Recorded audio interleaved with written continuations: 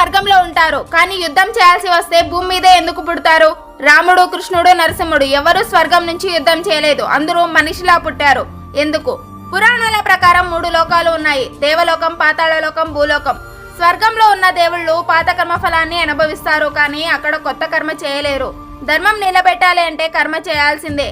అది జరిగేది భూమి మీద మాత్రమే. అసురులు తపస్సు చేసి భయంకరమైన వరాలు పొందారు. దేవుళ్ళ చేత చావు లేదు అనే వరాలు. అప్పుడు స్వర్గంలో యుద్ధం సాధ్యం కాదు. అందుకే దేవుళ్ళు తమ శక్తిని మానవ శరీరంలో ఉంచి భూమి మీద పుడతారు. రావణుణ్ణి రాముడిగా పుట్టి చంపారు. కంసుడిని కృష్ణుడిగా పుట్టి ఎదుర్కొన్నారు. ఇది యుద్ధం కాదు, ధర్మ పరీక్ష. మానవుడిగా పుట్టినవాడు నియమాలకు లోబడి ఉండాలి. ఆకలి, బాధ, భయం, మరణం ఇవన్నీ అనుభవించినప్పుడే ధర్మానికి విలువ ఉంటుంది. శక్తితో గెలవడం ధర్మం కాదు, బాధలో కూడా సరిగ్గా ఉండడమే ధర్మం. అందుకే దేవుడు కూడా మానవుడిగా మారాడు. దేవుళ్ళు ఆజ్ఞ ఇవ్వడానికి రాలేదు, తామే జీవించి మార్గం చూపడానికి వచ్చాడు.